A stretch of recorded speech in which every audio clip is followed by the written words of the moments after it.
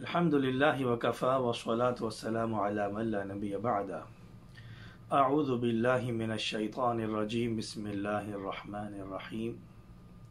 محترم سامعین، السلام علیکم ورحمۃ اللہ وبرکاتہ۔ امید ہے آپ سب لوگ خیریت سے ہوں گے۔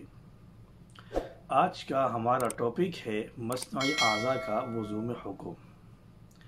محترم سامعین، پچھلی ویڈیو میں مصنوعی دانت کے حوالے سے بات ہوئی تھی، اسی طرح آج مصنوعی اعضاء کے بارے میں بات ہوگی، اور دونوں کا سیم مسئلہ ہے، کوئی فرق نہیں ہے، تھوڑا سا فرق ہے۔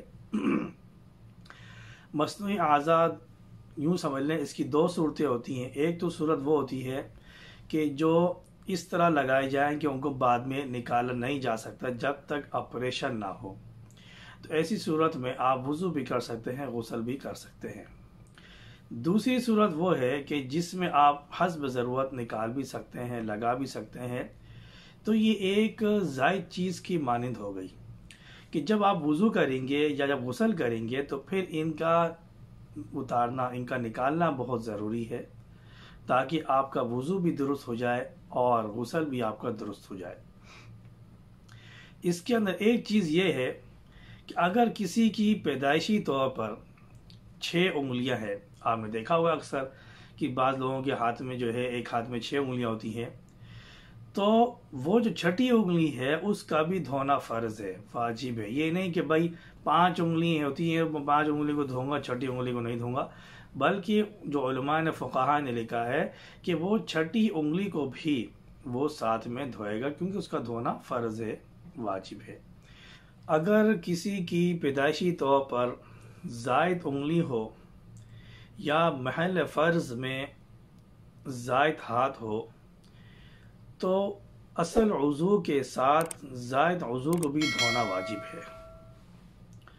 بلکہ یہ صراحت بھی ملتی ہے کہ اگر محل فرض کے علاوہ کسی دوسرے حصے سے چمڑا لٹکا ہوا ہو محل فرض تک، چمڑا لٹکا ہوا ہو محل فرض تک، اس کو بھی دھونا واجب ہے۔